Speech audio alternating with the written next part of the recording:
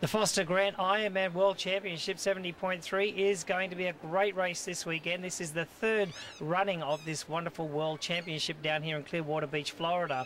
Returning champions are going to be Andy Potts and Marinda Carfrey, and they'll be out there looking to retain their championships.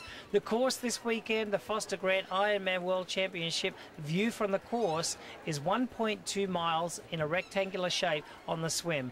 The bike course is going through Pinellas County, 56 miles, and on the run, a 13.1 mile two-loop run, also in Pinellas County. So right now, we're going to head out on the Foster Grant Ironman World Championship 70.3 view from the course.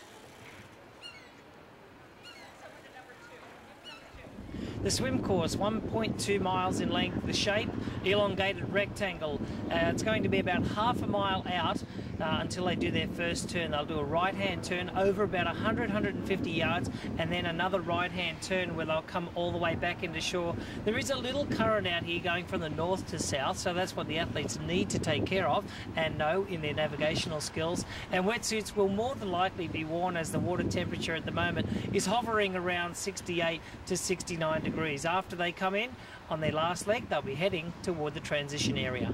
The 56-mile bike course, well, it is a flat and furious course. You can bet on that on race day. Now, when they get to this point, it's only about a mile into it, and it's the Memorial Causeway Bridge, the highest point on the course and probably the most difficult part of this bike course as well. Take a look at it. It's right there. That's the only hill. So anyway, when they go out onto South Martin Luther King Boulevard, they will do a left-hand turn up to Drew, then onto Belcher Road. Now, when they turn left on Belcher Road, they go quite a ways north and they do a U-turn right up at Arbor Oaks. Now, when they're coming south on Arbor Oaks, they will then get onto McMullen Booth Road, onto the Bayside Bridge. Now, the Bayside Bridge at the 34-mile marker is going to be where the Timex Ironman watch bonus is.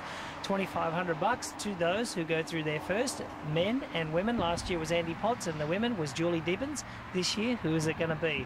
Then they go all the way to the south end of the course. They do a right-hand turn onto Belcher Road again, all the way back up to the 60, which is the Gulf to Bay.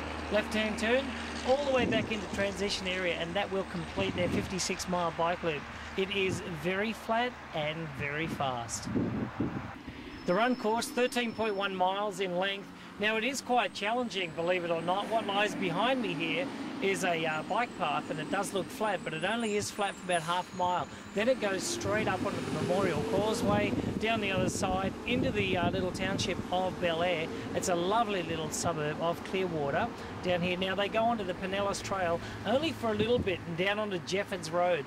Now, when they get to the end of Jeffords Road, they're going to do a U-turn all the way back through Bel Air, up onto the Memorial Causeway, and back down to the transition area. That's going to make up for about 6.5 miles of running. Now, the second time they go on this loop, it is two loops, they will go back up onto the Memorial Causeway, and at the very top of that, on the way out, will be the Timex Ironman watch bonus for the first man and first woman through those points, and they will be picking up $2,500 a piece. Okay, that's it for the run course. So there we have it, the Foster Grant Ironman World Championship 70.3 view from the course. I am Greg Welch for Ironman.com.